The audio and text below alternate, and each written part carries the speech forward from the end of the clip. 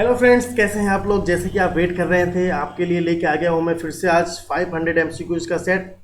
आज की वीडियो में हम करने वाले हैं 50 मोस्ट इंपॉर्टेंट क्वेश्चंस। आपके जो प्रीवियस ईयर में आए हुए हैं वो सारे क्वेश्चंस करेंगे। बहुत ही इंपॉर्टेंट होने वाले हैं ये सारे। आपका आज का सीरीज इंपॉर्टेंट होने वाला है। जो जेई आपका पेपर फर्स्ट होने वाला है, एग्जाम की डेट आपकी आ चुकी है। ठीक है, बेहतरीन तरीके से हम करेंगे, सारे ऑप्शन को डिस्कस करेंगे जितने भी आपके ऑप्शंस दिए होते हैं। साथ साथ क्या टाइम मैनेजमेंट भी सीखेंगे, किस तरीके से हमें अपना अप्रोच लगाना चाहिए। चलिए स्टार्ट करते हैं फटाफट। चलिए फर्स्ट क्वेश्चन आपके लिए। करना है क्या, आपको कुछ नहीं करना है। टाइम आपको दे रहा हूँ, मेरी बातों को ध्यान नहीं देना है आपको। अभी कहने का मतलब क्या है, क्वेश्चंस को ध्यान देना है, मेरी बातों को नहीं। आपको फटाफट अपने क्वेश्चंस को सॉल्व करना है। टाइम ज़्यादा नहीं लेना है आपको, ठीक है। मिनिमम से मिनिमम टाइम लेने हैं। जो न्यूमेरिकल वाले क्वेश्चन है थोड़ा सा उसमें टाइम ज़्यादा ले सकते हो आप, लेकिन जो थ्योरी वाले क्वेश्चन है उनको फटाफट देके करने हैं। सारे कॉन्सेप्ट कॉन्सेप्ट आपका अच्छे से डिस्कस कर दिया है मैंने। अभी तक नहीं देखा तो आप जाके देखो। जो पार्ट 17 आज का बना रहा हूँ मैं, इससे पहले के जो पार्ट्स हैं उसमें सारे आपके क्या है, थ्योरीज हैं, प्लस क्या है आपके एमसीक्यूज बीच बीच में करवा रखा है मैंने। जाके आप डिस्क्रिप्शन में लिंक मिल जाएगा, आप वहां पे जाके इसे देख पाओगे। चलिए बताइए इसका आंसर क्या है। आपका option A B C D दिए हुए हैं आपको। आप नीचे कमेंट में कमेंट कर सकते हो साथ साथ ही मेरे कि आपने कितने क्वेश्चंस किए। ठीक है, आपने कितने, ये जरूरी है बिल्कुल भी, आपने कितने क्वेश्चंस किए ताकि मुझे भी आइडिया लगता चले आपकी प्रिपरेशन कैसे चल रही है। ठीक, चलो करते हैं सॉल्व से। अ सिस्टम अंडर कोई चेंज इन स्टेट चेंज हो रहा है ए से B along the path X. एक तो ठीक है, इस टाइप के क्वेश्चन को कैसे करना है आपको बोला मैंने, आपको अच्छे समझाया गया हमेशा। चलो अपना बनाते हैं पीवी डायग्राम एक इस तरीके से। आपका ए से बी चेंज हो रहा है along the path x. Receive 100 joule heat. देखो हीट का साइन कन्वेंशन सारी बातें डिस्कस हो चुकी है, फटाफट करूंगा। अगर आपको अभी भी डाउट होगा तो नीचे कमेंट कर देना आप, ठीक है। हीट कन्वेंशन तो यहाँ पे लेंगे हम कितना, प्लस 100 जूल। और साथ साथ क्या है, वर्क डन यहाँ पे कितना है, वर्क डन कितना है आपका सिस्टम के, आपका सिस्टम से अंडर निकल रहा है बाहर की तरफ, प्लस होता है। रिटर्न फ्रॉम द, वापस आ रहा है स्टेट ए पे along the path Y with work input. Work input है, इनपुट है इसका मतलब क्या होता है, ऐसे आप लिखोगे एक्स यहाँ लिख लेते हैं, डब्ल्यू एक्स हो जाएगा, फिर यहाँ पे Q Y and W Y. तो आपको वर्क इनपुट दिया हुआ है, हीट ट्रांसफर निकालना है आपको, हीट ट्रांसफर तो निकालना ही है। डब्ल्यू आपका कितना है, वर्क इनपुट। वर्क इनपुट का मतलब क्या होता है आपका -30 जूल। अच्छे तरीके से आपको पता है, जब एक साइकिल होता है क्लोज साइकिल के लिए क्या होता है आपका, heat X plus heat Y equal work X plus work Y. तो हीट एक्स और हीट वाई तो आपको निकालना ही है। चलिए पुट करते हैं फटाफट। देखिए ऐसे कई सारे क्वेश्चन और भी किए हैं मैंने, ऐसा नहीं पहली बार क्वेश्चन नहीं सॉल्व हो रहा है, बहुत इंपॉर्टेंट है। आज 50 क्वेश्चन करने हैं ना, फटाफट से करते हैं। चलिए जितनी, देखो जल्दी इसलिए बोलता रहता हूँ हमेशा, जितनी जल्दी आप करोगे उतनी जल्दी सॉल्व होगा क्वेश्चन। क्यू वाई निकालेंगे तो 10 माइनस 100 यानी -90 क्या जूल, कहीं दिख रहा है आपको, ऑप्शन नंबर सी आपका क्या हो जाएगा, एब्सोल्युटली राइट। चलिए नेक्स्ट क्वेश्चन देखते हैं। जो भी डाउट होगा आप बता देना, क्वेश्चन आपके सामने है। Find the change in internal energy, ठीक है, यू का मतलब इंटरनल एनर्जी वो carbon dioxide between this temperature and this. Temperature हमेशा आपको माइंड में रखना है, केल्विन में, नहीं होगा तो चेंज कर लेना, यहाँ पे दिया हुआ है। ठीक है, चलिए ये बात हो गई। सीवी की वैल्यू आपको दी हुई है यहाँ पे, आपको अच्छे तरीके से पता है चेंज इन इंटरनल एनर्जी क्या होता है आपका। डी की बात किया तो क्या हो जाएगा आपका सीवी डी टी। सीवी कितना दिया है 0.653 एंड डी टी का मतलब क्या है T2 माइनस का। कितना बेहतरीन, कितना इजी क्वेश्चन, कोई भी टफ है, बिल्कुल टफ नहीं होंगे। सारे क्वेश्चन अच्छे होते हैं जो आपके पेपर में आते हैं ना, उनके अच्छे होते हैं। सॉल्व करेंगे इससे क्या हो जाएगा, 0.653 इंटू कर देंगे इससे कितने से, आपका यहाँ पे 600 से करेंगे तो कितना हो जाएगा, एक दो 1 2 3 फिनिश कर देंगे। 18 6 3 जा 36 वाला ऑप्शन कहीं दिख रहा है आपको, ऑप्शन दिख जाएगा 391। इस तरीके से आप आइडिया लगा सकते हो, ऐसा नहीं कि करने ही बैठ जाओ आप मल्टीप्लाई करना शुरू कर दिया नॉर्मली। चलिए नेक्स्ट क्वेश्चन देखते हैं। विच of the following variables control the physical property. आप सारे ऑप्शन डिस्कस करते चलेंगे साथ साथ। आप पहले बताओगे मुझे कौन सा करा है, कितना करा है। देखो मैं इसे रुकूंगा नहीं, अगर आपको लग रहा है टाइम थोड़ा सा ज़्यादा चाहिए तो आप वीडियो को क्या रोक सकते हो ऐसे करके। चलो, विच of the following variables control the physical property of a perfect gas.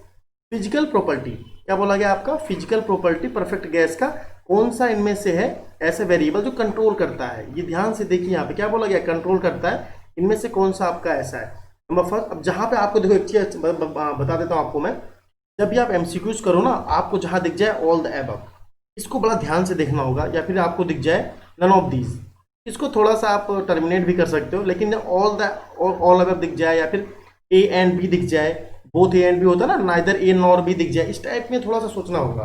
Because क्या होता है, लॉजिकल चीजें वो दे देते हैं, ऐसे करना होगा आपको। चलिए देखते हैं।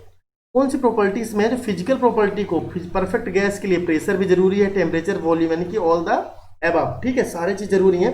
एक अगर आपको क्या है परफेक्ट गैस को बताना है, प्रेशर भी चाहिए, टेम्परेचर भी चाहिए, वॉल्यूम भी चाहिए, सारी चीज चाहिए आपको एक्सप्लेन करने के लिए।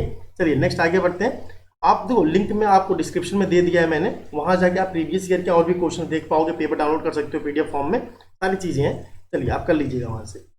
वर्क डन फ्री एक्सपेंशन देखो आ गया, कितनी बार बताया गया है, ये क्या होता है, इसका तो आंसर आंख बंद करके दे पाओगे। वर्क डन जो होता है फ्री एक्सपेंशन का क्या होता है, वो जीरो होता है, मैक्सिमम मिनिमम पॉजिटिव, ऐसा ऑप्शन तो पॉजिटिव नेगेटिव छोड़ो, क्या होता है आपका वर्क डन क्या होता है, फ्री एक्सपेंशन क्या हो जाएगा आपका, जीरो हो जाएगा। ठीक, एक्सप्लेनेशन बहुत अच्छे तरीके से समझाया था इसे, नॉर्मली आप जैसे बताते हैं। ये देखो ये थोड़ा सा अच्छा क्वेश्चन है आपका, स्टार बना देता हूँ यहाँ पे मैं। विच ऑफ द फॉलोइंग, साथ साथ क्या ना आप एक पेज और लेके बैठा करो, मैंने आपको 10 बार बोला ना ऐसे करके, वहाँ पे आप स्टार बना के चीज़ों को लिखते चला करो, जो इंपॉर्टेंट चीज़ हो ना, एक एक सिंगल लाइन, सारी चीज़ें इंपॉर्टेंट नहीं होती है, मैंने हमेशा बोला है सारी चीज़ें इंपॉर्टेंट नहीं होती हैं, कुछ चीज़ें बातें इंपॉर्टेंट होंगी उसको आप स्टार बना नोट कीजिए। यहाँ पे देखो ये वाला स्टार बनाने वाली बात है। विच of the following were used fix point, fix point क्या यूज किया गया था 1954 से पहले। अब देखो यहाँ पे आ गया all the above none of this, कहने का मतलब क्या हो गया, आइस पॉइंट और स्टीम पॉइंट क्या लेके चल रहे थे, देखो भैया दोनों लेके चल रहे थे, आइस पॉइंट भी लेके एज्यूम करके चल रहे थे, स्टीम पॉइंट भी लेके एज्यूम करके चल रहे थे, वो दोनों यूज करते थे। ठीक है, तो ऑप्शन क्या हो जाएगा आपका ऑल द, यानी ऑप्शन नंबर सी आपका राइट हो जाएगा, all the of the mention, जो आपका ऊपर के सारे दोनों A and B. According to the kinetic theory of gases, अब काइनेटिक थ्योरी ऑफ गैस क्या होता है, अच्छे तरीके से जो मेरी वीडियो स्टार्टिंग से देख रहे होंगे, फिर जो नए हैं आप पार्ट 1 खोलना, पार्ट 1 में मैंने पहले यहीं से शुरुआत ही किया था, मैंने इसलिए बोला था आपको थर्मोडायनामिक्स इसलिए इंपॉर्टेंट है आपका, क्योंकि ये क्वेश्चन बहुत बार पूछा गया है यहाँ से। नॉर्मली अगर मैं फर्स्ट लॉ से इसलिए नहीं स्टार्ट किया था, तो वो पूछा गया आपका काइनेटिक थ्योरी ऑफ गैस क्या है, एजम्पशंस क्या है, कैसे क्या लिखते हैं, सारी बातें बता रखा है मैंने वहाँ पे, जाके आप वहाँ देख पाओगे पार्ट 1 में। ठीक है, ले आपका थर्मोडायनामिक का जो है कॉन्सेप्ट ऑफ थर्मोडायनामिक प्लेलिस्ट में जाके आप देख सकते हो। According to the kinetic theory of gases the absolute zero temperature is attained, absolute zero temperature कब होगा, एब्सोल्यूट जीरो टेम्परेचर कब होगा, जब वॉल्यूम उसका जीरो होगा, आपका pressure of the gas zero होगा, kinetic energy of the molecule zero होगा, specific heat of the zero. देखो काइनेटिक थ्योरी का मतलब क्या है, जितने भी आपके मॉलिक्यूल्स हैं, जितने भी आपके मॉलिक्यूल्स हैं उनका मूवमेंट हो रहा है। ठीक है, एक वो फिक्स डायरेक्शन में नहीं है, इधर उधर मूवमेंट करते हैं, वो मूवमेंट करने के बाद जितनी इनकी काइनेटिक एनर्जी इंक्रीज होगी, उनका अगर आप एवरेज निकाल दोगे वही आपका टेम्परेचर होगा, होगा नहीं होगा, बिल्कुल यही तो बताया था इसने, टेम्परेचर वही तो होगा आपका। अब कह रहा है यहाँ पे एब्सोल्यूट जीरो टेम्परेचर, उसका एब्सोल्यूट जीरो, इसका मतलब क्या है, जितने भी आपके मॉलिक्यूल्स हैं ना वो सारे क्या हो रहे हैं, वो मूव नहीं कर रहे, रुके हुए हैं ऐसे करके। ये ऑप्शन नंबर हो जाएगा आपका राइट। काइनेटिक आपकी एनर्जी क्या हो जाएगी मॉलिक्यूल्स की, वो जीरो हो जाएगी, काइनेटिक एनर्जी क्या होगी आपकी जीरो। ठीक, चलिए नेक्स्ट आइए देखते हैं। ऑटो साइकिल देखो ये एक्चुअली में आईसी इंजन का है, बीच में कहाँ से आ गया ये। Otto cycle is also known as, Otto cycle हम क्या बोलते हैं, अब ये साइकिल की बात चल रही थी यहाँ पे, अगर पीवी डायग्राम की बात कर लेते हैं यहाँ पे, तो ऑटो साइकिल जो होता है आपका, नहीं पेट्रोल साइकिल, पेट्रोल का मतलब क्या है constant volume cycle, constant volume cycle पता होना चाहिए आपको, ये रहा कांस्टेंट वॉल्यूम साइकिल होता है आपका। अब देखो एक चीज अच्छा, एक क्वेश्चन और यहाँ से बनता है, आपको साथ साथ आपको समझा देता हूँ, आंसर क्या हो जाएगा आपका ऑप्शन नंबर बी। आप मुझे साथ साथ बताते चलो ताकि मुझे भी लगे हाँ, या फिर आप ना ऐसे 1 2 3 करके नोट कर लेना कितने क्वेश्चन आप कर पा रहे हो, लास्ट में मुझे एक साथ बता देना कि मैंने जो है 30 क्वेश्चन सही किए हैं, 35 किए हैं, जो भी क्वेश्चन आप करोगे। यहाँ पे क्या ऑटो साइकिल क्या हो जाएगा आपका कांस्टेंट वॉल्यूम साइकिल है, कांस्टेंट वॉल्यूम साइकिल। मैंने आपको बताया था अच्छे तरीके से, जितने भी आपकी क्लॉकवाइज साइकिल होंगी, क्लॉकवाइज साइकिल वो सारी क्या होंगी आपकी पावर प्रोड्यूसिंग साइकिल होंगी, पावर प्रोड्यूसिंग साइकिल होंगी, और एंटी क्लॉकवाइज जो होंगी, एंटी क्लॉकवाइज होंगी, वो सारी क्या होंगी पावर एब्जॉर्बिंग साइकिल होंगी। इस बात को अच्छे तरीके से आपको ध्यान रखना है। ठीक, यानी एक से पावर हमें मिलता है, दूसरे में पावर हम देते हैं, वर्क इनपुट करते हैं, पावर का मतलब वर्क इनपुट, ये समझ लो अच्छे तरीके से आप, ये बात हो गया क्लियर यहाँ पे। चलिए नेक्स्ट आगे बढ़ते हैं। अब दो दो क्वेश्चन आ गए, कोई बात नहीं, एक एक क्वेश्चन करके फटाफट करते हैं, जल्दी आपको आंसर मुझे बताने हैं, थोड़ा सा टाइम इसलिए ले रहा हूँ, लेकिन बहुत जल्दी खत्म हो जाएगा सारा कुछ, ये कोई बड़ी बात नहीं है, 50 क्वेश्चन तो करने हैं, पेपर में आपको 100 क्वेश्चन करने हैं, ध्यान देना आप अच्छे तरीके से। और अदर एग्जाम जो आप दोगे उनमें क्या है अपना अलग अलग होता है, वो आप देख पाओगे अच्छे तरीके से। तो पैटर्न, एग्जाम का सिलेबस, सारी बातों को नोट रखो, दिमाग में हमेशा रखते रहो और करते रहो उसके बाद। इसके अलावा टेक्निकल के अलावा भी आपके जो 100 क्वेश्चन हैं, अगर मैं बात कर रहा हूँ अभी एसएससी जेई की पेपर फर्स्ट की, ठीक है, तो आप भी उसको भी तैयारी करनी है आपको अच्छी तरीके से। डिस्क्रिप्शन में आपको जनरल साइंस के कुछ क्वेश्चन मिल जाएंगे जो प्रीवियस ईयर में आए हुए हैं, उनको भी आप देख लोगे तो आपके लिए हेल्पफुल होगा काफ़ी वो।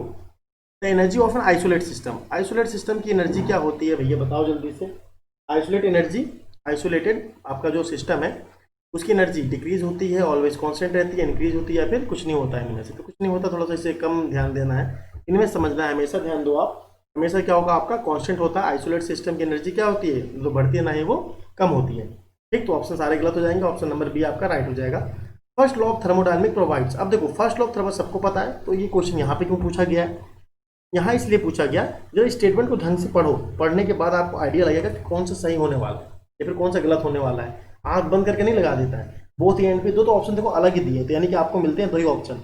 अब दो ऑप्शन देंगे तो आपके चांसेस गलत होने के ज़्यादा हो जाएंगे, इसलिए हमें सही करना। जल्दी से पढ़ के बताइए आंसर कौन सा होगा इसका सही। A statement that energy balance occur when the system undergo a change of state or the process, दो बातें बोली हैं अच्छी तरीके से इन्होंने बोला।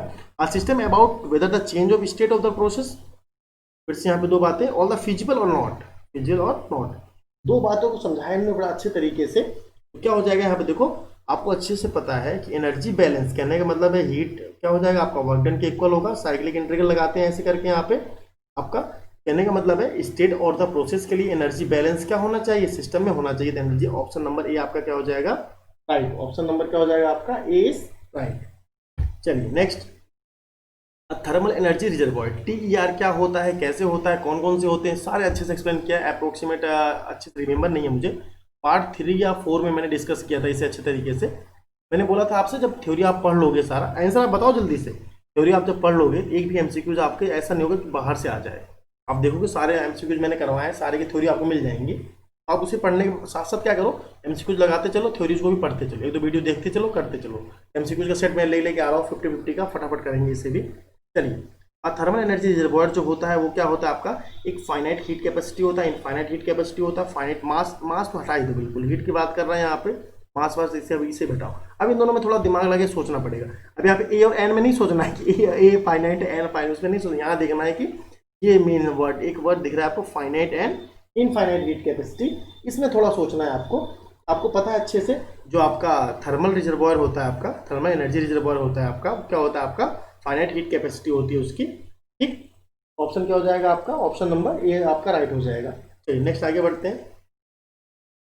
टू रिवर्सिबल एडियाबैटिक पाथ, दो रिवर्सिबल एडियाबैटिक पाथ होंगे अगर, तो क्या होंगे, can intersect with each other, can not intersect with each other, may increase और may not increase, none of these. बताओ जल्दी से क्या होगा इसका, बताओ तो इसका भी आंसर क्या हो जाएगा, एक मिनट बताइए जल्दी से आपको।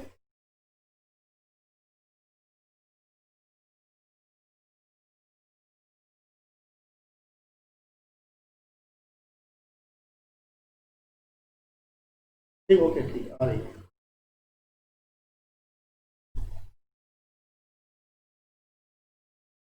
ठीक, हमेशा ध्यान देना आपको, इस तरीके से क्वेश्चंस आपके मिस्टेक नहीं होना चाहिए बिल्कुल भी। देखो ऊपर नंबर 10 वाले में थोड़ा सही कर लो, इसे आप करेक्शन कर लो। आपने क्या बताया इसका ऑप्शन नंबर ए नहीं होगा इसका, ऑप्शन नंबर क्या हो जाएगा इसका, B, an infinite heat capacity. ठीक, ये थर्मल रिजर्वॉयर क्या होगा आपका, मैंने आपको समझाया था अच्छे तरीके से। जो आपका हीट होगा वो हीट, कितनी भी हीट यहाँ से निकल सकती है, कितनी भी हीट यहाँ पे निकल सकती है और कितनी भी हीट यहाँ पे एब्जॉर्ब हो सकती है, यानी ऑप्शन नंबर बी आपका राइट होगा। सही कर लेना। आपने क्या बताया था जरूर बताना मुझे कमेंट में, इनफाइनाइट हीट कैपेसिटी। ठीक, मास तो होगा ही नहीं। यहाँ देखो, टू रिवर्सिबल एडियाबैटिक पाथ जो होते हैं आपके, दो रिवर्सिबल एडियाबैटिक पाथ होंगे, वो क्या होंगे, intersect with each other, can not intersect with each other, may intersect और मे नॉट इंटरसेक्ट। क्या होंगे जल्दी से बताओ आप मुझे इसे। देखो हमेशा ध्यान देना आप, जब दो भी आपके रिवर्सिबल एडियाबैटिक पाथ हैं, दोनों क्या आपके रिवर्सिबल एडियाबैटिक पाथ हैं, तो क्या होंगे आपके, वो एक दूसरे से इंटरसेक्ट नहीं होते, वो दूसरे से क्या होंगे आपके, इंटरसेक्ट नहीं होंगे, can not intersect with each other. ठीक, ऑप्शन नंबर बी इसका राइट हो जाएगा। चलिए, एक भी क्वेश्चन गलत नहीं करना है, अच्छे तरीके से करना है हमें। अगर आपको उसके बाद भी कोई डाउट होगा तो आप कमेंट कर देना, 100% आपको सोल्यूशन दिया जाएगा। No liquid can exist as liquid at, कोई लिक्विड जो है वो लिक्विड नहीं रहेगा किस पे, कौन से स्टेट पे, क्या वैक्यूम में, जीरो प्रेशर पे, सेंटर ऑफ अर्थ के सेंटर में ले जाएंगे तब, वैक्यूम या फिर 273 केल्विन पे।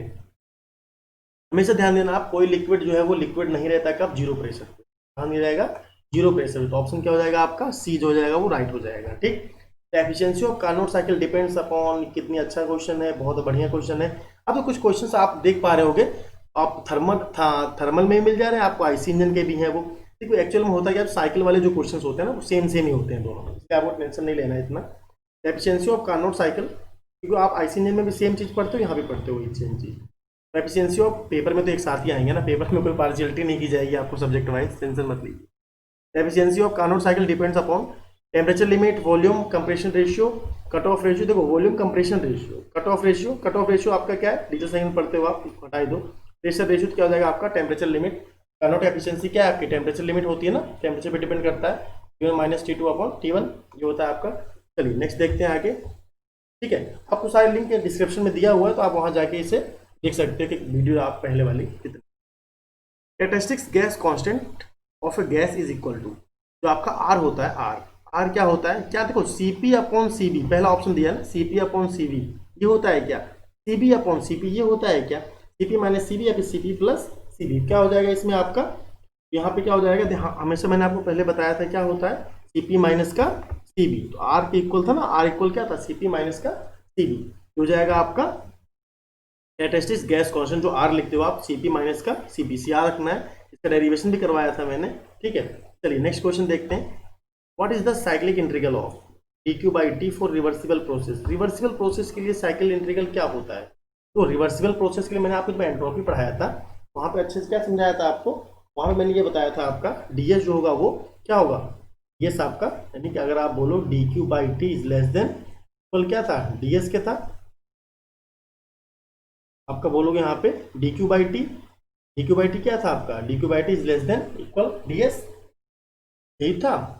नीचे हम नॉर्मल बोलते हैं, क्या बोलते हैं, dq बाई टी ds, ये तो बताया था मैंने आपको, ts जब इक्वल लग जाता है, इक्वल किसके लिए लगता है, रिवर्सिबल के लिए लगता है, और आपका लेस देन होगा तो क्या होगा, इरिवर्सिबल के लिए होगा। साथ साथ मैंने एक बात और बताई थी आपको, जब एंट्रोपी चेंजेस पढ़ रहे थे हम, एंट्रोपी चेंजेस पढ़ते थे, क्या पढ़ते थे वहां पे, एंट्रोपी चेंज क्या पढ़ते थे, रिवर्सिबल के लिए हमेशा क्या होगा, reversible is equal to dq by T क्या था, इज इक्वल टू 0 था।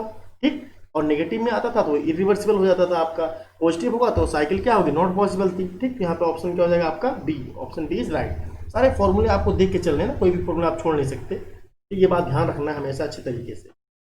ठीक, dq बाई टी क्या था आपका, लेस देन इक्वल 0, तरीके से समझा था आपने ना, less than equal 0, entropy change जो होता है आपका लेस देन इक्वल 0, इक्वल कब होगा, जब वो आपका dq बाई टी अगर सॉल्व करते हैं, न्यूमेरिकल भी करवाया था मैंने इसका सॉल्व, अगर 0 आ जाएगा आपका तो रिवर्सिबल के लिए, यानी वो प्रोसेस कैसा है, रिवर्सिबल है, माइनस में नेगेटिव में आंसर आएगा तो इरिवर्सिबल है, पॉजिटिव में आएगा तो नॉट पॉसिबल। आगे बढ़ते हैं जरा। Thermodynamic properties are, thermodynamic properties, देखिए एवरी प्रॉपर्टीज, मैंने एक लाइन लिखवाया था स्टार बना कर, अगर आपको याद हो तो, क्या होता है वो, point function, option number A right हो जाएगा। कुछ सोचना नहीं है बिल्कुल, सारी जो प्रॉपर्टीज होती है वो पॉइंट पे डिपेंड करती है, यानी हम उसे एक ही पॉइंट पे, प्रेशर हो गया, वॉल्यूम हो गया, उसे बता सकते हैं, समझा सकते हैं। चलिए आगे देखते हैं। वर्क डन इन ए quasi static process, quasi static process क्या होता है आपका, वेरी स्लो रिवर्सिबल प्रोसेस होता है, अच्छे से बताया था ये भी आपका। ठीक, आपका क्वासी स्टैटिक प्रोसेस, बताओ जल्दी से बताओ, इसका आंसर क्या हो जाएगा आपका 17। वर्क डन जो होता है वो वर्क डन क्या है आपका, depends on the path flow, independent of path, depends only on initial and final state, हटा दो भैया, वर्क डन है। वर्क डन क्या होता है, वर्क डन आपका पाथ पे डिपेंड करता है, ये पाथ फंक्शन है, कैसा है ये, पाथ फंक्शन है आपका। वर्क डन और हीट ट्रांसफर आपका, हीट एंड वर्क क्या होते हैं, दोनों क्या होते हैं आपके, पाथ फंक्शन होते हैं, तो ऑप्शन क्या हो जाएगा, ऑप्शन नंबर ए जो है वो राइट हो जाएगा। चलिए नेक्स्ट आगे बढ़ते हैं, बड़ा मजा आता है क्वेश्चंस करने में। ठीक है, ऐसे फटाफट आप जल्दी जल्दी करोगे, फिर आपका रिवीजन भी हो जाएगा पेपर तक। ठीक है, पूरा constant pressure process work done, जितना आप रिवाइज कर लोगे उतना ज़्यादा आपके लिए अच्छा होगा। कांस्टेंट प्रेशर के लिए वर्क डन कितना होगा, कांस्टेंट प्रेशर के लिए वर्क डन क्या होता है आपका, पीडीवी होता था, नहीं होता था, इंटीग्रेशन कर देंगे। कांस्टेंट प्रेशर के लिए, किसके लिए बोला गया है, कांस्टेंट प्रेशर के लिए, कांस्टेंट प्रेशर के लिए वर्क डन करोगे तो क्या हो जाएगा, पी वी टू माइनस का वी वन, कहीं ऐसा ऑप्शन दिख रहा है क्या आपका, पी वी टू माइनस का वी वन, क्या हो जाएगा, ऑप्शन नंबर बी आपका राइट हो जाएगा। चलिए नेक्स्ट क्वेश्चन आगे बढ़िए, बताइए। एरिया ऑफ इंडिकेटर डायग्राम, जो इंडिकेटर डायग्राम होता है एरिया, अब वो इंडिकेटर डायग्राम नहीं होता किसी चीज का, है किस चीज का वो देखो जरा यहाँ पे, area of the indicator diagram represent the magnitude of the, indicator diagram होता है आपका। अब क्या होता है इंडिकेटर डायग्राम, किसका कैसे बनाते हैं, सारा बता रखा है पहले, इसलिए आपको डिस्कस नहीं करने वाला मैं यहाँ पे भी। चलिए आगे देखेंगे हम इसका, तो क्या बताता है आपका इंडिकेटर डायग्राम, हमेशा ध्यान देना, अगर मैं ये पीवी डायग्राम बना दूं यहाँ पे, ये आपका इंडिकेटर डायग्राम हो गया पीवी डायग्राम का, पीवी कर्व का, इसके अंदर जो बताया क्या बताएगा आपका, वो वर्क डन होगा, क्या होगा आपका वर्क डन। वर्क डन कहाँ पे है, ऑप्शन नंबर बी आपका राइट हो जाएगा, the work done on the system. ठीक है, क्या हो जाएगा आपका वर्क डन, यानी जो पूरा एरिया क्या बताता है वो वर्क डन के बारे में बताता है। चलिए आगे बढ़े हम। The power available at crankshaft, crankshaft को जो पावर मिलेगी आपको इंजन से, क्रैंकशाफ्ट के ऊपर जो पावर मिलेगी इंडिकेटेड पावर से क्या ज़्यादा होगी कम होगी, ये भी आपका आईसी इंजन का क्वेश्चन है, पावर का क्वेश्चन है। क्या हो जाएगा आपका, हमेशा क्या होता है वो लेस देन होता है, कम होता है। तो नेक्स्ट बढ़ेंगे आगे की तरफ, लेस देन होगा वो। फ्रिक्शन की वजह आपका क्या होता है, ये फ्रिक्शन जब ज़्यादा हो जाता है ना, ड्यू टू फ्रिक्शन, फ्रिक्शन से क्या हो जाता है आपका पावर, वो वहाँ पे जो क्रैंकशाफ्ट मिलती है वो इंजन पावर से क्या होती है, लेस देन होती है। हीट और वर्क क्या चीज़ है आपके, हीट और वर्क क्या है आपके, बताइए। ऑप्शन नंबर सी आपका क्या है, ये पाथ फंक्शन है। ये नेक्स्ट क्वेश्चन, अब परफेक्ट गैस 27 डिग्री सेंटीग्रेड, इसे स्टार बनाइए, छोड़ देता हूँ आपके लिए, आप इसका आंसर बताओ मुझे, मैंने अच्छे से सॉल्व करवा रखा है आपको ये, ठीक है। फटाफट बताओ इसका सॉल्व कैसे करेंगे, या कमेंट में इसका आंसर बताना आप। चलिए नेक्स्ट देखते हैं आगे। In an isolated process, isothermal process, the internal energy of a gas molecule, isothermal process के अंदर इंटरनल एनर्जी जो है वो गैस मॉलिक्यूल की इंक्रीज होगी, डिक्रीज होगी, रिमेन कांस्टेंट, या फिर मे इंक्रीज और decrease, depend upon the property of gas. Isothermal process है, उसकी इंटरनल एनर्जी क्या होगी, प्रॉपर्टी ऑफ गैस की डिपेंड नहीं करेगी ये। आइसोथर्मल के अंदर इंटरनल एनर्जी, जल्दी से बताओ क्या होगा इसका। आइसोथर्मल के अंदर टेम्परेचर चेंज नहीं होगा आपका, टेम्परेचर यानी कि कांस्टेंट रहेगा। जब टेम्परेचर कांस्टेंट है तो सिस्टम की जो इंटरनल एनर्जी है वो भी क्या होगी आपकी, जीरो होगी। इंटरनल एनर्जी जीरो का होने का मतलब क्या है, U2 इक्वल किसके होगा, U1 के होगा, यानी कि वो रिमेन कांस्टेंट, कोई भी चेंजेस नहीं होंगे उसमें, कांस्टेंट होगी, ठीक है, इंटरनल एनर्जी चेंज नहीं होगी। चलिए नेक्स्ट आगे देखते हैं।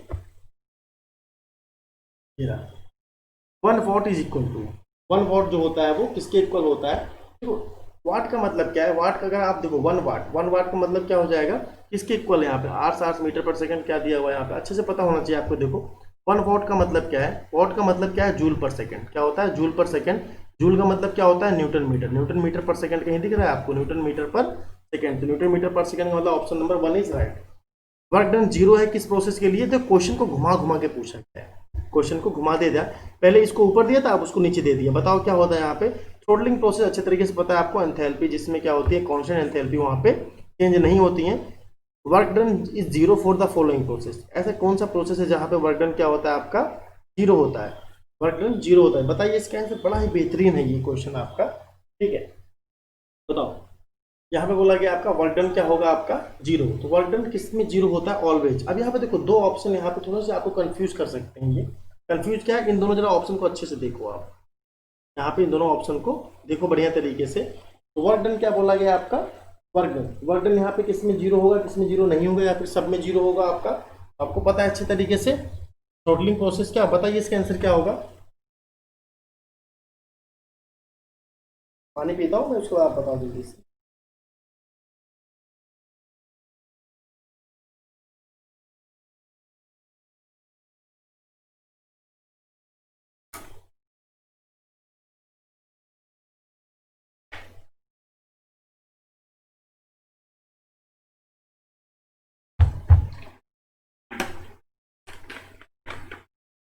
चलिए देखिए, अब मैंने बोला ना जहाँ पे आपको इस टाइप से ऑप्शन दिखते हैं वहाँ पे आपको अच्छे से देखना है।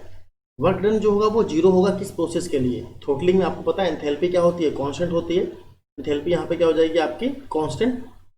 वर्क डन क्या होगा आपका, जीरो। आपको पता है कांस्टेंट वॉल्यूम के केस में क्या होगा, कांस्टेंट वॉल्यूम के केस में आप अगर निकालोगे तो वर्क डन क्या हो जाएगा आपका, पीडीवी, पीडीवी हो जाएगा प्रेशर यहाँ पे, V2 माइनस का V1, दोनों सेम होंगे तो क्या हो जाएगा, निकल के जीरो आ जाएगा इसका भी।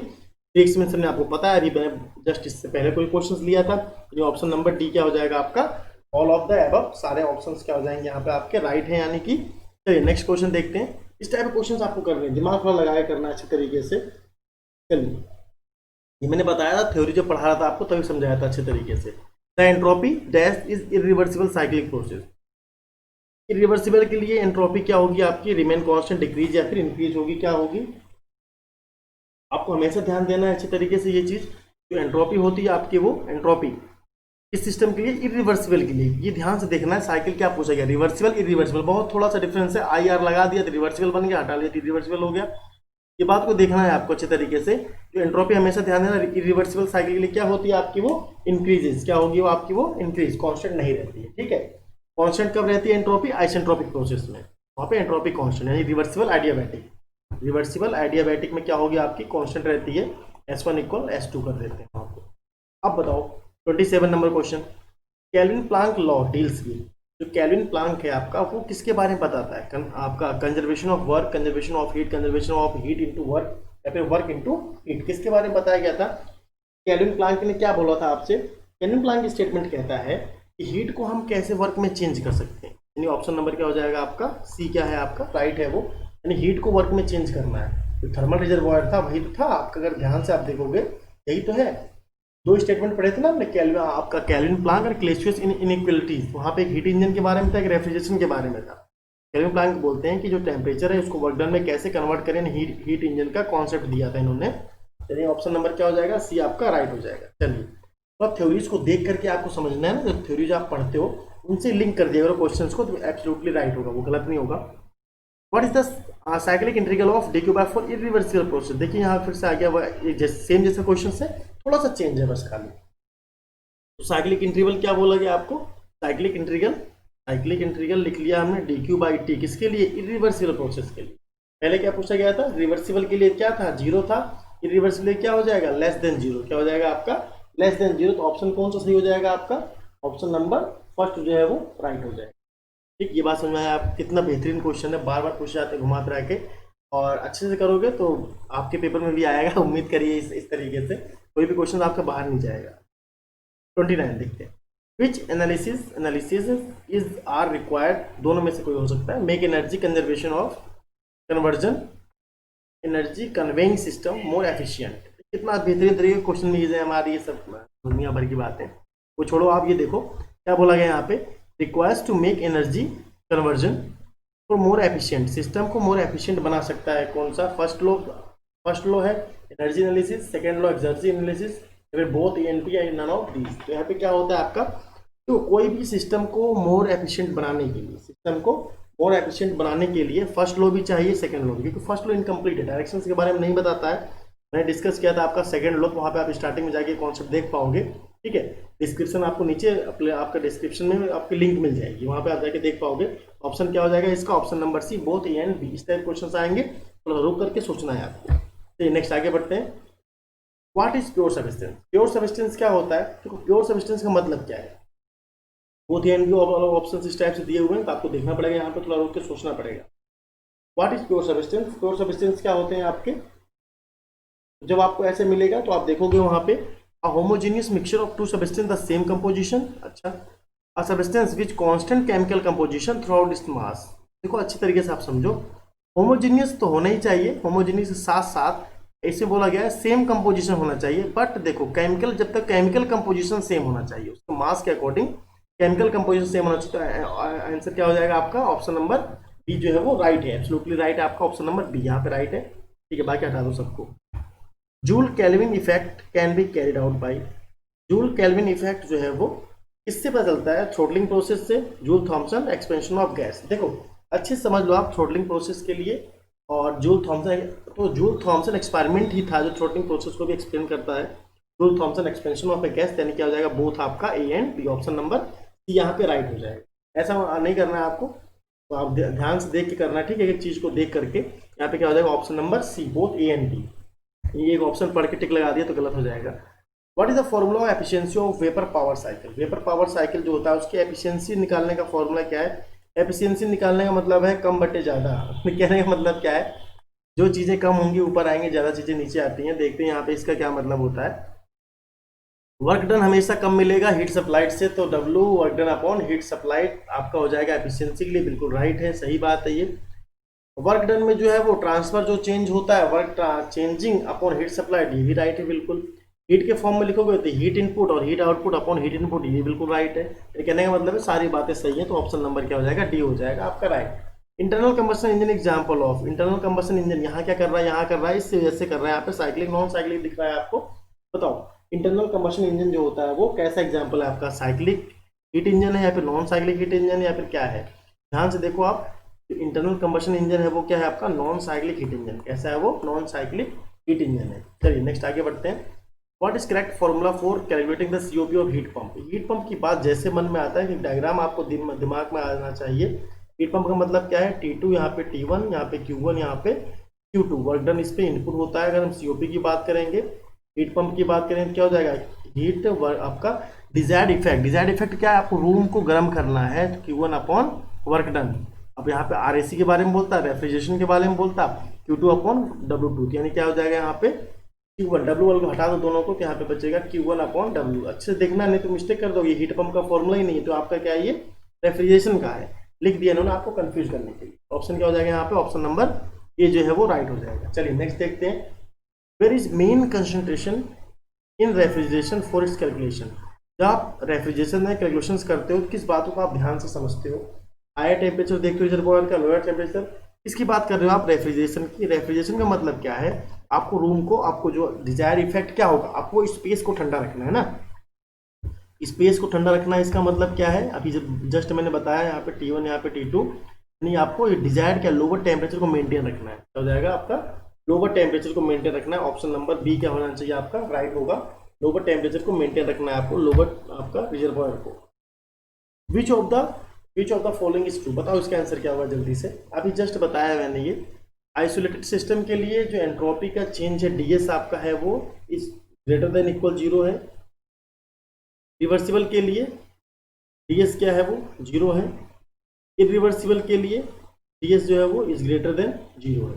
क्या हो जाएगा यहाँ पे, क्या सही है क्या गलत है, बताइए जल्दी से, कौन सा सही हो जाएगा आपका। तो आपको देखना है अच्छे तरीके से, बताओ इसमें एक सही कौन सा है, तो सही देखिए कौन सा है, इसमें सारे सही हैं, तो ऑल ऑफ द अबव। क्या होता है आपका, DS इज, ये होता है आपका DS greater than equal 0। Isolate के लिए आपका, रिवर्सिबल के लिए 0 होगा आपका, इरिवर्सिबल के लिए क्या हो जाएगा आपका, ग्रेटर देन 0 हो जाएगा।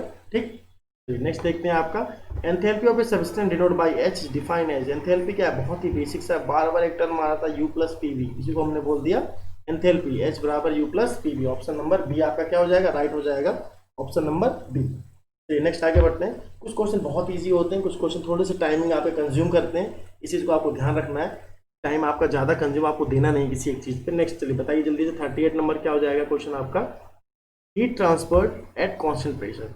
हीट है आपका, वो कांस्टेंट प्रेशर पे ट्रांसफर हो रहा है, तो एंथैल्पी सिस्टम की क्या होगी, डिक्रीज होगी इंक्रीज होगी, इस टाइप के क्वेश्चंस करो।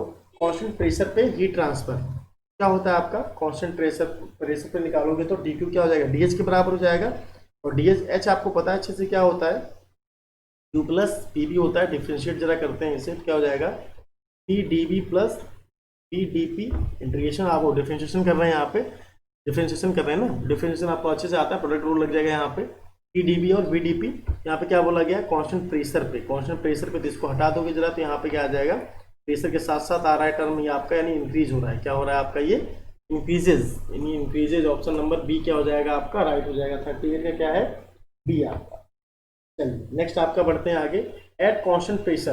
ये देखो फिर सेम क्वेश्चन ना, कुछ रिपीटेड क्वेश्चंस भी होते हैं। एट कांस्टेंट प्रेशर पे क्या होता है आपका, कांस्टेंट प्रेशर का मतलब ये रहा, सामने आपको पूरा डेरिवेशन नहीं पड़ा हुआ है, DU plus PdV, DU plus PdV, DU plus PdV कहाँ है, देखो DU plus PdV।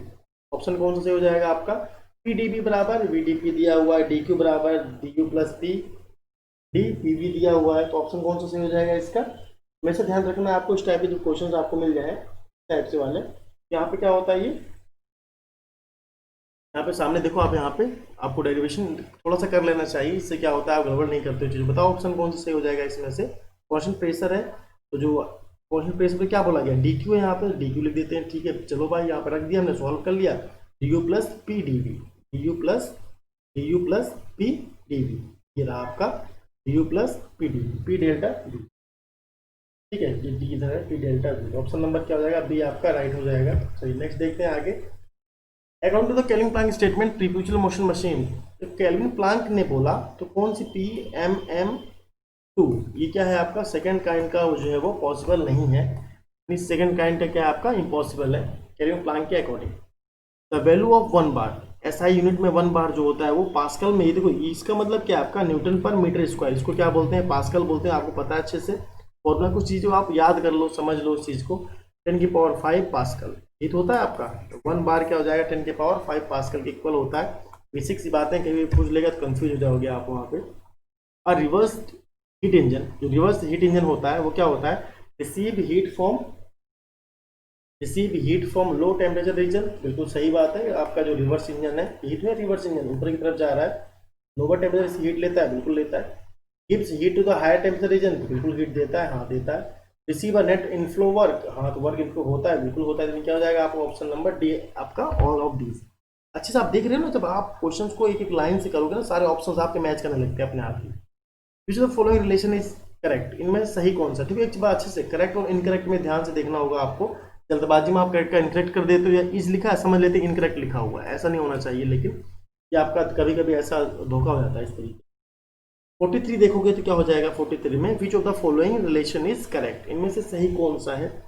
D U T D S minus P D P बिल्कुल राइट है। D H T D S plus B D P ये भी right है आपका, ये डेरिवेशन वहां से प्रूफ होता है एंट्रोपी वाले से। तो गिब्स का आपका फंक्शन देखोगे तो वी डी पी सारे आपके राइट है, एब्सोल्युटली सारे क्या है आपके राइट है यहाँ पे, ठीक। 43 का क्या है ऑल ऑफ दीज, सारे यहाँ पे क्या है राइट है।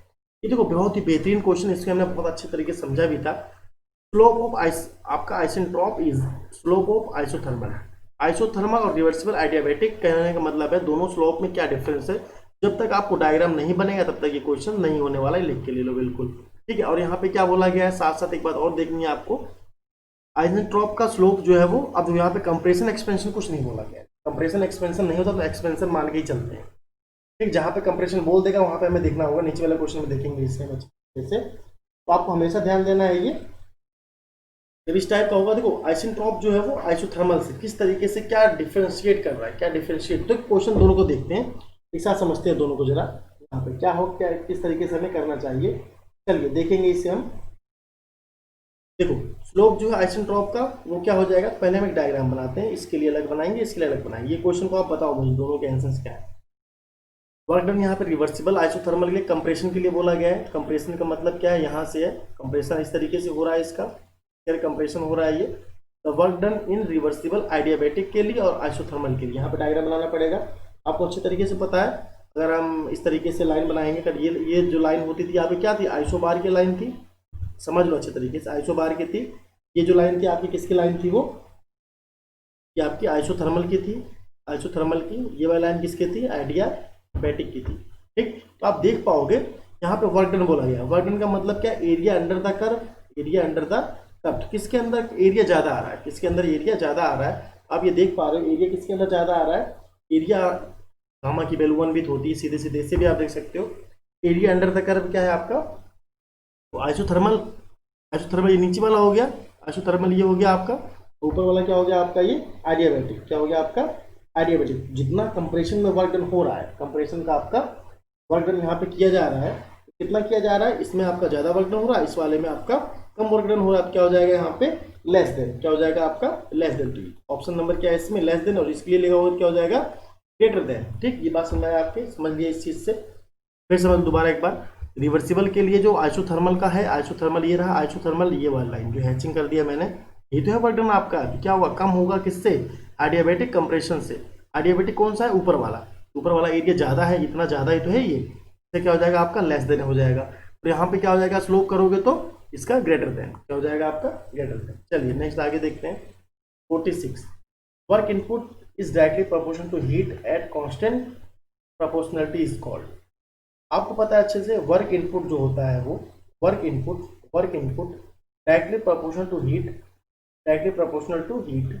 अगर हम इसकी बात करें डी डब्ल्यू बराबर जे डी क्यू लिखते हैं ना, ये जे, ये जो प्रोपोर्शनलिटी लगाते हैं यहाँ पे, आपने देखा ना मैंने ऐसे लिखा था पहले जब मैं प्रूफ कर रहा था, फिर मैंने स्मॉल ले लिया था तो यहाँ पे इक्वल करके जे डी क्यू लगा दिया था। नॉर्मली हम जे की वैल्यू क्या लेके चलते हैं, ये क्वेश्चन ये पूछा जाता है यहाँ से, ये जे की वैल्यू हम क्या लेके चलते हैं, ये पूछा जाएगा। इस प्रोपोर्शनलिटी को कहते क्या है, ये पूछा गया है। दोनों क्वेश्चन आपके सामने दिख रहे हैं यहाँ पे, एक में पूछा गया है वैल्यू क्या है कांस्टेंट ऑफ प्रोपोर्शनलिटी की, और एक में पूछा गया आपका इसको कहते क्या है। चलो इसका आंसर बताओ जल्दी से, क्या हो जाएगा, इसे क्या बोला जाता है। तो जूल इक्विवेलेंट बोलते हैं, मैकेनिकल इक्विवेलेंट बोलते हैं, या फिर ऑल द अबव, दोनों चीजें बोली जाती हैं। इससे मैंने हमेशा बताया था आपको, उसमें बताया था, यानी जूल इक्विवेलेंट बोलते हैं, मैकेनिकल इक्विवेलेंट बोलते हैं, दोनों चीज बोला जाता है। जे को आपका, जे की वैल्यू क्या होती है 1, क्या होती है जे की वैल्यू 1। दोनों क्वेश्चन देखा कितनी बेहतरीन एक ही टॉपिक से कंप्लीट हो गए। जब मैं करवा रहा था आपका ये, एक चीज और, एसएससी का जो लास्ट ईयर पेपर था उसमें क्वेश्चन पूछा गया था ये वाला 47, इसलिए आपको दोनों जाना जरूरी है, बहुत इंपॉर्टेंट क्वेश्चन है ये, ठीक। दोनों क्वेश्चन हो गए अच्छे तरीके से। चलिए नेक्स्ट 48 की तरफ बढ़ते हैं। विच of the following represent the energy storage. Energy storage के बारे में कौन बताता है, हीट बताता है, वर्क बताता है, एनर्जी। देखो एनर्जी के दो फॉर्म से आपके हीट और वर्क। ठीक है। लेकिन एनर्जी स्टोरेज के बारे में बात किया जाए तो किसके फॉर्म में होगा, इंटरनल एनर्जी के, यानी ऑप्शन नंबर ये आपका हो जाएगा राइट। टोटल इंटरनल एनर्जी जो होता है सिस्टम का वो किसके द्वारा होता है, total energy of the system, कहने का मतलब है उसके अंदर कितने मॉलिक्यूल्स हैं और सारे मॉलिक्यूल्स की कितनी एनर्जी है, वही तो है। मेरे पास सपोजट ये रहे ऐसे करके इतने मॉलिक्यूल्स हैं, मैंने मान लिया इतने मॉलिक्यूल्स हैं आपके, ठीक है। कितने आप सारे मॉलिक्यूल्स की एनर्जी होगी कुछ ना कुछ, जितनी एनर्जी होगी इसके दो एनर्जी है तो मल्टीप्लाई कर दिया मैंने 5 है तो 5 इंटू यानी 10 हो जाएगा टोटल। कहने का मतलब क्या है, इंटरनल एनर्जी जो होता है आपका वो होता है किसका, मल्टीपल होता है किसका, U इक्वल एन इंटू ई। एन क्या है यहाँ पे, एन क्या होता है ये, नंबर ऑफ मॉलिक्यूल्स, ई क्या है आपका, एनर्जी ऑफ एवरी मॉलिक्यूल्स यानी ईच मॉलिक्यूल्स, ठीक है। सारे मॉलिक्यूल्स की एनर्जी कितनी कितनी है। चलिए नेक्स्ट आगे बढ़ते हैं। आपका ये लास्ट है लेकिन क्या है यहाँ पे काम खत्म नहीं होने वाला है। अब बताओ जल्दी से, area under the temperature entropy का जो आपका टीएस डायग्राम होता है, टीएस डायग्राम को अच्छे समझाया था, कन्वर्ट कैसे करते हैं बताया था। नहीं समझ में आया लिंक आपको डिस्क्रिप्शन में दे दूंगा, आप देख लेना जाके वीडियो, ताकि आपका पेपर में एक भी क्वेश्चन छूटे ना। The area under the temperature entropy curve for any thermodynamic process represent, क्या रिप्रेजेंट करता है ये आपको पता है। हम इस तरीके से डायग्राम बनाते थे। अब देखो इस डायग्राम को देख करके एक समझना अच्छे तरीके, ऐसे नहीं आंख बंद करा आपने लगा दिया ऑप्शन नंबर ए राइट हो गया, ये गलत हो जाएगा। फिर अगर ये क्लॉकवाइज होगी तो क्या हो जाएगा, हीट आपका रिजेक्ट हो रहा है, एंटी क्लॉकवाइज होगा हीट एब्जॉर्ब, यानी कहने का मतलब क्या हो जाएगा, दोनों हो सकते हैं। क्या हो सकता है आपका, इधर ए होगा और इधर बी, दोनों के दोनों हो सकते हैं आपके ये क्लॉकवाइज। यानी यहाँ पे कुछ बोला नहीं गया ना आपका, ऐसे इस टाइप से कुछ बोला नहीं गया, यानी ये दोनों हो जाएगा आपका, ए और बी दोनों राइट है, यानी कि ऑप्शन नंबर सी आपके राइट है। ए और बी दोनों में से कोई एक होगा। साइकिल आपकी क्या है, क्लॉकवाइज हीट इंजन होगा तो ऑप्शन नंबर ए आपका सही, बी सही हो जाएगा। रेफ्रिजरेशन होगा तो ए सही हो जाएगा, ठीक। यानी ऑप्शन क्या लगाओगे, सी। इस तरीके से थोड़ा दिमाग लगाना है, देख करके लगाना है। 50 क्वेश्चंस किए हमने, बहुत बेहतरीन तरीके से किए। अभी भी कोई आपको और चीज़ें चाह रहे होंगे तो आप कमेंट कर देना, दे दूंगा, ठीक है। सारी चीज़ें हो जाएंगी, पेपर आपको अच्छे से करना है। Thanks for the watching and we want take, thank you.